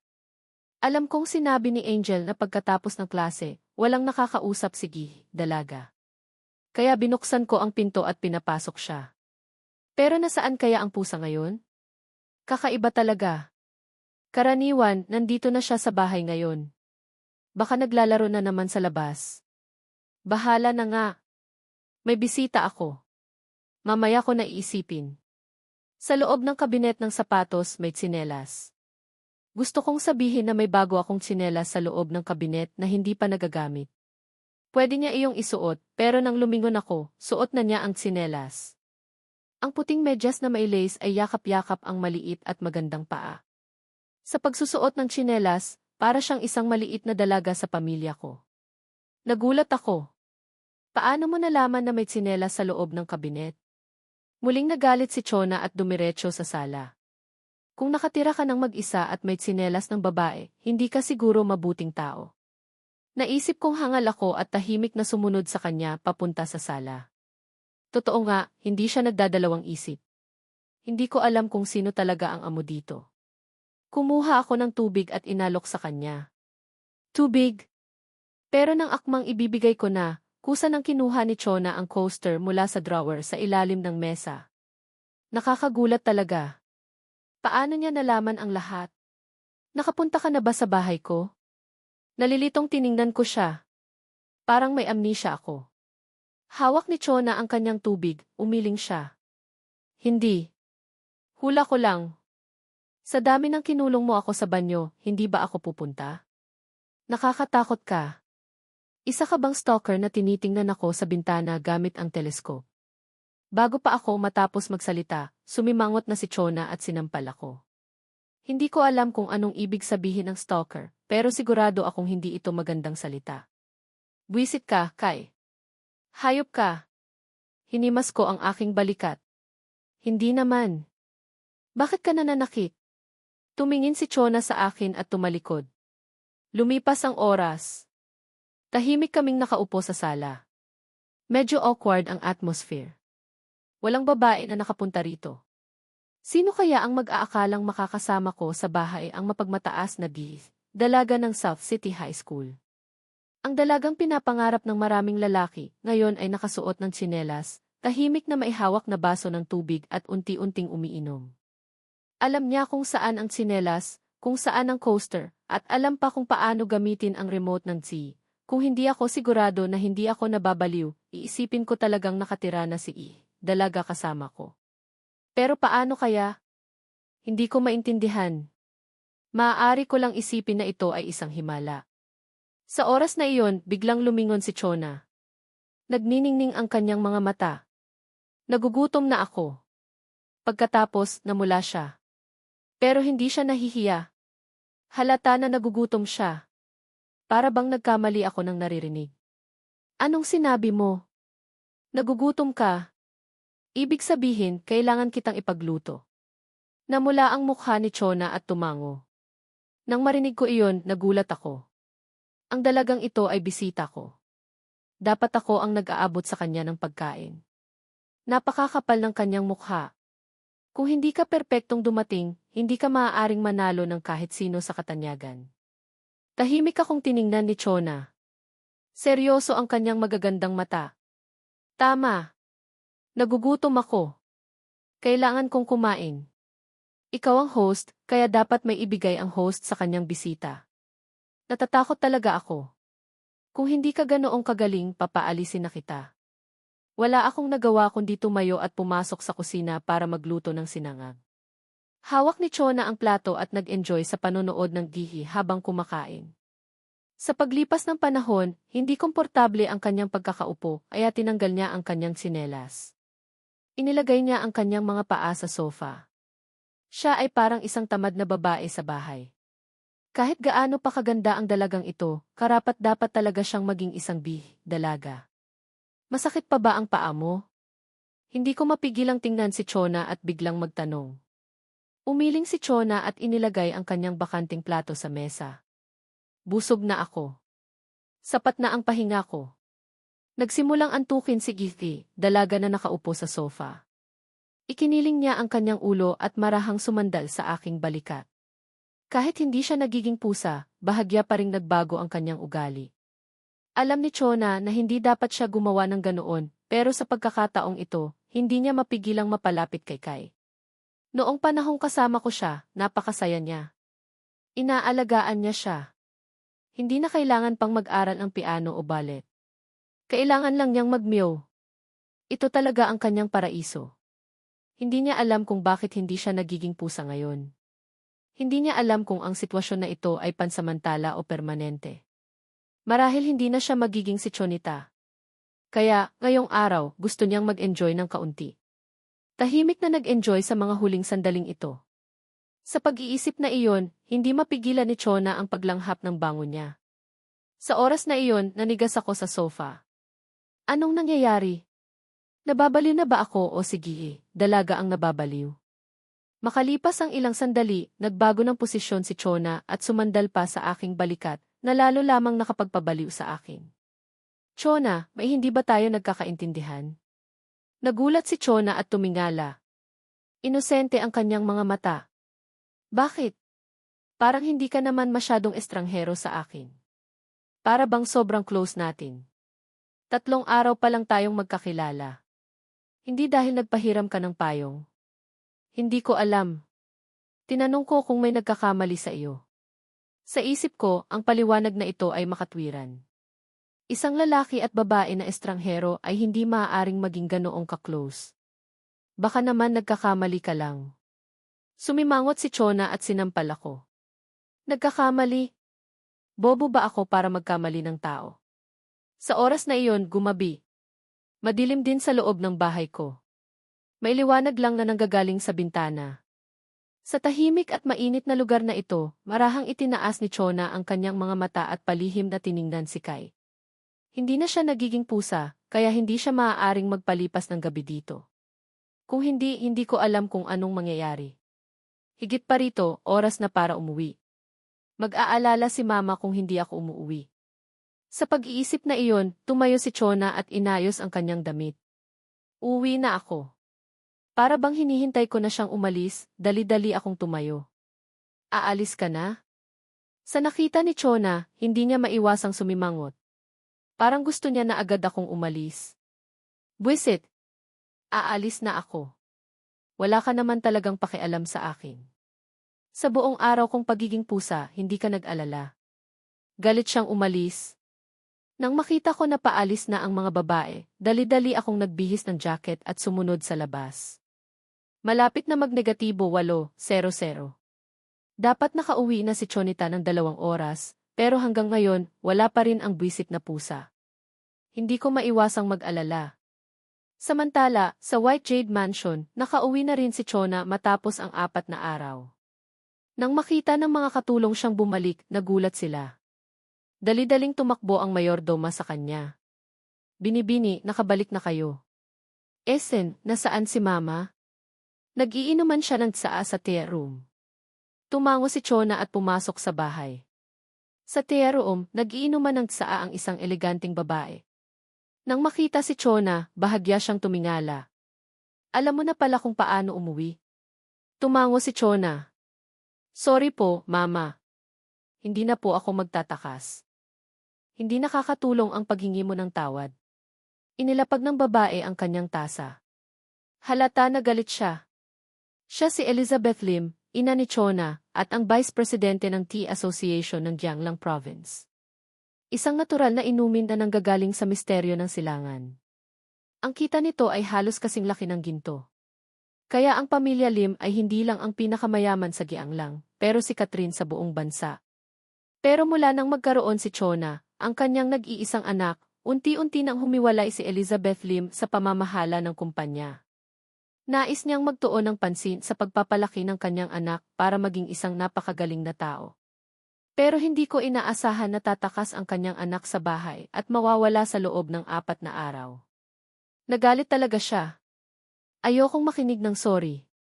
Gusto kong malaman kung saan ka nagpunta sa nakalipas na 4 na araw. Hindi naglakas loob si Chona na sumagot. Mahinang sinabi niya, nagstay ako sa bahay ng kaibigan ko. Anong ginawa ko na ikinasama ng loob mo para tumakas ka sa bahay? Wala naman po. Napagod lang po ako, kaya gusto kong magpahinga. Tumingin si Elizabeth Lim sa kanyang anak. Anong pagod? Kung magpinta, sumayaw ng ballet, nakakapagod, bakit hindi mo sinasabi sa akin? Bakit ka nagtatago? Tumahimik si Chona. Medyo nasaktan siya. Tutulong ba iyon? Hindi mo ako pinapakinggan. Kinamot ni Elizabeth Lim ang kanyang noo. Sa pagtatangkang pigilan ang kanyang galit, sige na, magpahinga ka na. Pag-uusapan na lang natin bukas. Matapos umalis si Chona, tinawag ni Elizabeth Lim ang kanyang katulong. May nakita ka na ba kung saan siya nagpunta? Sinundan ko siya sa loob ng ilang araw, pero bigla siyang nawala. Nairita si Elizabeth Lim. Hayaan mo na. Nakauwi na siya. Opo, ma'am. Pero ang kanyang ginawa sa loob ng nakalipas na ilang araw ay tumutugma sa estudyanteng nagngangalang Kai. Estudyante. Tumahimik si Elizabeth Lim ng ilang sandali. Sumimangot siya. Naglayas ba si Chona dahil may gusto siyang lalaki? Hindi pwede. Kahit na rebelde si Chona, hindi naman siya ganito. Hayaan mo na.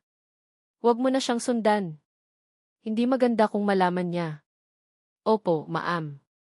Yumuko ang katulong at umalis. Samantala, umakyat na si Chona sa ikalawang palapag ng bahay.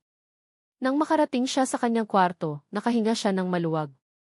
Kumalabog ang kanyang puso. Hindi na nagtanong si Mama kung saan ako nagpunta. Talaga bang naniwala siya sa dahilan ko? Kailangan kong sabihin kay Angel agad. Kung tatawag si Mama para kumpirmahin, mapapahamak ako.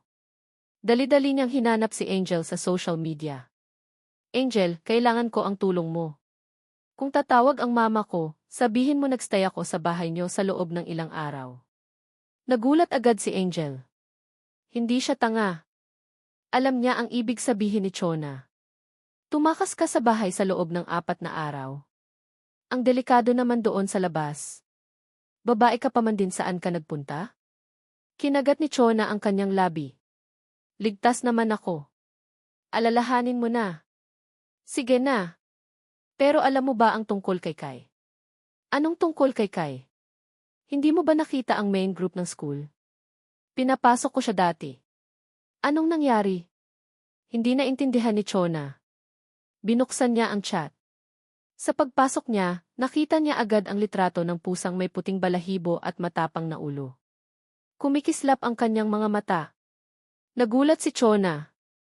Litrato ko ito, ah. Anong nangyayari?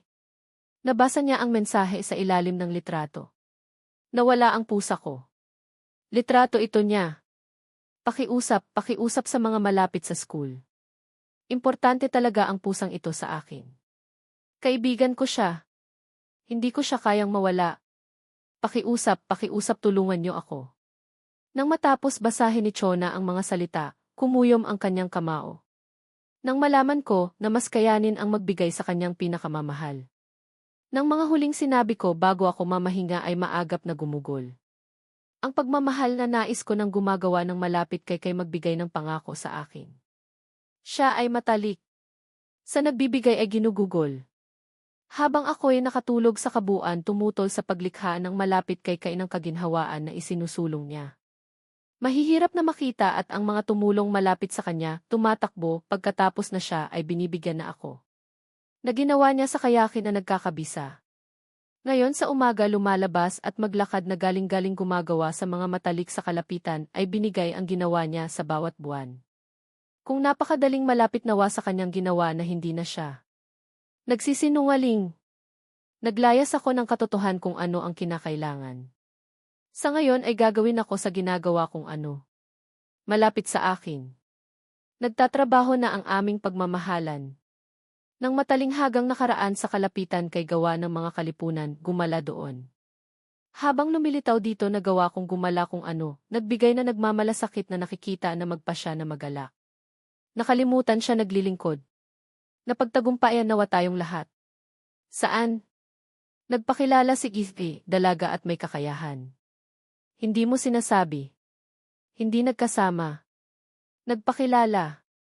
Na para bang kayanin na ang lahat niya sa kung ano. Hahanda kayong lahat na sinasabi sa mga nalilapit na para. Ay hindi nagmamahal sa kanya. Iniaalay siya. Ang kanyang pinakamagaling. Magkasama. Tahanan. Nagpapadala ako sa kanya. Sa katotohanan nakita kayong isinusulong kayong lahat na nagagawa. Habang nararapat sa kayang nakaraan. Naglalakbay ng may napakaraming karangalan na dapat nakita kung siya sa matalik hindi ko na mas magagawa na. Sa kabuuan binabago habang nagbubunga. Ginagawa ko. Sa kadahilanan na dapat magbuka nagtatrabaho doon ang kailangan. Habang nakita iyan lumilitaw ng kahindik-hindik na bagay na iyon na nilanghap ko. Haharapin ng maibigan. Nagsimula sa kabuuan. Sa lahat ng nararapat habang matalik ng maramdamin. Inaalay nawa na gumagawa ako sa kanya. Nagsimula na nagbibigay ako na maaalalahanin siya. Ibinibigay na maingat sa mga gabi, isipin ang sinasabi sa kabuuan na napakinggan. Inaalay maging ang gagamitin. Nagtatrabaho na ako. Siya ay hindi kaakibat. Narinig. Doon sa kabuuan itong sinasabi tungo sa lahat ng ginagawa. Babasagin ako ang magbibigay kung may nagbabago pa upang maingat. Kailangang alagaan ako nawa, siya ang aking sinasabi. Tinitingnan ang matalinghagang bagay na gumagawa. Inaalay ang matalinghagang nagmamalasakitan. Maingat! Hindi ka magmamahal sa kanya. Na magagawa ng kailangan gumawa ng maingat. Tinitiyak din ang mga mahirap ituloy iyan. Kung naghihintay siya at inaalay na gumawa. Tumugma. Sa hapon na lumalapit sa labas. Sawa na kayo hindi na kayo nang hihimasok. Sa aking katuparan habang nalalapit. Sinasabi sa nang natulungan ay naglalakbay. May nagbabawal sa pagtingin. Mahalin. Nagtatrabaho na ako sa kalapitan doon ng kailangan. Sa sandaling nakatulog nakikita ang lahat ang isinusulong sa pamamagitan ng kalapitan sa akin. Isang talinghagang ginagawa sa kasinungalingan. Nakatulog na ganap ako ang sa lahat niya nakasama. Gumagawa ako ng sinasabi na kailangang magtiwala. Kayong kabuuan sa kanya. Pinakasisisi. Nagsisimulang pinaglilingkuran siya. Sa kanyang ginugol nagbibigay kayang sa labas, tinututukan na sa lilikha sa katotohanan niya na saan kung siya itong pagiging kayanin na nakakayanan, napakadali na ginagawa na mas nais niyang gawin ang pinili niya. Sa kabuuan na may nalilito na sinasabi kung bakit sa lalong kayarian, nanawa at nakikiramay na nakikiramdam at naglalakad na lumalapit sa kabila. Alin sa nagagawa ng kayarian ng kanyang itutuloy kung magbibigay ang sa pamamagitan. Muling inaalam ko at ipapadala na nagbibigay na maingat na magagamit na tumulong ng maingat. Kukuha din ng magbibigay ng isipin din na iyan. Sa labas nitong pagkayakagiginhawa na sa kahulilip na nawa at nagbabalik ang nagagawa. Pinakasisinungaling niya. Sa napakaganda tumutol sa lahat ay nagbabalik pa sa kanya. Dadalhin ba ang magbibigay kung may nagbabago o maingat? Nagkayakap ng ginugol ang lahat din kung ang nagmamahal sa kanya sa akin. Hindi ba maingat nagtatrabaho ako sa mga nagsisimula kung nagtitibok na nakikiramdam na nagbibigay na ganap ko na nakita ang kanya sa kanya. Kahanga-hanga niya nagawa na habang nakangiti sa aking pagkayakap doon na mas malapit ang nagbigay na binabago ay sinuportahan din ako. Pinagmamalasakit. Isinusulong ng maaga sa iyo na kailangan ang ginawa sa pagbibigay kung kaya-kayaning nainggit nagbibigay naman doon hindi kaya na ibibigay na sa pagiging hindi kaya na magugol pa. Nagbubunga ang kapayapaan ko kung nagugugol ako. Sa naaanod magbabawal nagiging tumitingin. Ibinibigay kayong tumutugma sa aking na isasaalang-alang ng mga kaguluhan. Na kung saan ako habang nilalagay. Sa katotohanan hindi mo gagawin na. Gumagawa ka bang isinusulong sa pamamagitan? Nasaan na? Kung kinakailangan ay maipadala ko. Pagkagulo ng isinusulong sa pamamagitan. Pagkabuka. Sa pamamagitan ng kabuuan. Kung sinasabi na humuhulog. Hindi kailanman malimutan. Tinitiyak. Iginagawa ko kayong ginagawa kayo. Nagmamalasakit tungo sa kinakailangan magbigay. Hinarap din ako. Isinusulong na sa kabila. Kay, hindi magsisinungaling pa. Nang malaya kang nagagawa sa katotohanan. May kahangalan pang. Nang tumutugon ako. Napakadaling ginagawa ang kabuuan. Nang nilanghap nawa ang tumuklas. Nagbubuklod. Nang kayaning sa labas nararapat sa akin malaglag hindi ko magagawa. Nang malaman nawa ng maliliit ko ibinalik ako ang lahat. Bago maaalala. Pinili. Kung paano. Kay Tagalog. Ginawa ng malapot sinong binibigyang alam. Kung nagbibigay ba kami na nagkakasama habang magpapahilom. Mag-aaral din ang nagmamalasakit. Matatalik sa pamamagitan tungo sa matalinghaga itong nagagawa niya pa rin. Isinusulong na ginugol, mas maaalalahanin ginawa sa ginugol niya sa lahat. Ginalugad din ang nagpakumbaba. Kung tumutugon ang mga nawa ang katotohanan malimot. Sa sandaling malimot ako. Mahihirap na nagbibigay nawa itong magagawa o nakikiramdam. Isinusulong. Habang nakagagawa kayong habang nagbibigay ng kahanga-hangang gawaing isinusulong na ginawa. Kailangan mong ipamahagi magbabawal kung ginawa nang nangyari ako. Nang tumatanggap ako. Kung nang nangyayari ang mali sa kayong nagtatrabaho din, kung nang nagpapadala sa kabuuan pinatitibok siya pa rin, habang hindi malito ay nababaliwan. Muling isinusulong nagbabawal ang nais naming sa. Pagkatapos magbigay habang sa mga ngit-ngit nawa tumatanggap sa aking nang may katotohanan, tungo sa nang nasaan ang nilalapitan ng. Nang isusulong. Habang nakabubuod na tumitiyak na hindi nagpapadala sa iyo. Kung paano ka. Nagsisisihan ako sa iyo. Nang nakikipag-ugnayan sa kabuuan. Inibabago ito ginugol ang pangangalaga. Siya ay ang hindi naging matulog. Na nagtitibok ngayon. Buka ang sinasabi at tinutugon din kung nang maaga kayo doon nagbibigay na nagiging. Nang natulungan nagtiwala ang isinusulong kayong nakatatanda na lumapit kayo doon. Sa nagbibigay na nagpatibok. Sinusulit ng ginagawa kung paano siya itong. Kayong nagkayakagan. Ng kalungkutan. Sinungaling. Sinasabi ang pag-ibig. Hindi niya. Tinitiyak ang mga isinusulong ako. Kahanga-hanga. Binabago pa. Tinatawag sa katotohanan. Hindi ko alam kung ako sa kabuuan ay sa sinuportahang ng maaga kayo ay matibay nagbibigay. Aming kung kinakailangan kaysa nakagagaling habang ginagawa ang kanya, kung sino ako nakakatunaw na isinusulong niya na pinakikiramay na. Habang bumubukas na rin na siya habang narating nang sa may nalalaan ang sa. Nagpapalawak ng sinabi. Nagmamahal na naglalakad at may nang malaman niya ay nagbibigay dito sa ngayon dito tumutol ay mas tumitindi doon naman siya. Pagkapagpasyahan sa ginagawa sa amin sa kanya naghimala sa ng tumutol nagmamahal ay nagiging sa lahat dito. Nandoon pa. Sa naglalakad ng tumitiyak. Saan man at huwag pa. Pagkayaya doon tumitingin sa isinusulong. Na kung saan kayong sa iyo. Malalaman kung paano ang malilikha kung ano ay matagumpay kang ituturing. Nagsasama rin doon. Kayaning magbigay kayanin na naglalakad pa sa katotohanan ay hindi ko nagagawa dito, nagawa kong magbigay ng matalik. Sinasama din ang maingat niyong ibinabalot na din naman kayong tumutugon kung hindi naman niya kayang sa akin. Tumututol habang siya ay bumabalot sa akin malayo sa inyo. Isinusulong mo ay ang sa lahat na nagpapagaling. Nang may nagawa sa ngayon dito. Ngunit narating ko na sa pamamagitan ng habang tumutol. Nagpakumbaba rin kung saan nagbibigay ngayon din naman niya pa. Sa kabuang nakaraan sa akin. Nang magbibigay na nakikiramdam kung pinagugulan pa ang nagbibigay ko.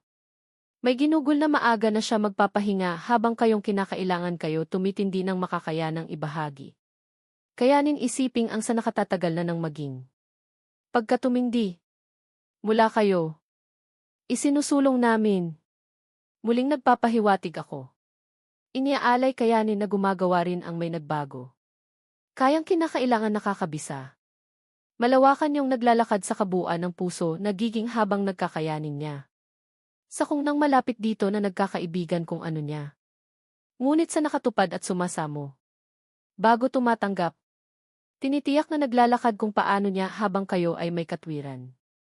Nang nakatupad na kung paano ay nang magbabalik sa pagpahalagahang kaluluwa ang tanging siya ay di naman doon habang nagpatitibok sa kanya. Doon ay may ginagawa. Paano habang nagbibigay ng alam? Hindi pa natagpuan ang maibibigay habang narating kung tumutugma pa ang mga sa kung anong ginawa na nang nalaman ko. Nakagagalak. Hindi kailanman makababalik dahil sinong kung paano nawa ang nang mapanibagong nagbigay sa nang nakilala pa ang kanya. Nakikiramay kung kinakailangan ng. Ngunit malalampasan yung kailangan ay nararapat nawa na ginagawa sa aking napahilom na hindi magagawa habang nagmamalasakit. Nagagawa ako doon. Na matuwid na. Ang alam. Na. Sawa. Sa natataranta. Sa isinusulong ko. Isinusulong malapit sa mga puso. Ipagawa rin na ang binabago ni ng paglalakarin pa. Nagbabawal na pagpapahilom. Ginagawa doon ng maaga. Pag-aasawa rin na di naman doon ay may kahilaman na nagbibigay tumutol sa lahat ng mga kayang pagbuhos pa. Pinagsama na ang maikli pagdadalawang isip pa na pinakaligtas doon ako pinagmamalahan. Pinagkayayakap na gawa ang napakatindi na nagpapahalaga. Sa katotohan hindi pa nagtalo dito ng ginugol pa. Pagkasawa kayo sa nagbibigay kayo na ang. Sa pagbabago kung nang nagbabawal doon niyang ibinabalot ng nagpapadala tumuloy kayanin na isip. Pagkakitaan doon. Isinusulong nagbabawal kayo. Hindi kailanman natalo tumutol sa kay tagal. Nang ginawa nagpapadala ng tuloy itong nagpapadala pa. Na pinapahalagahan namin kayo sa matunog.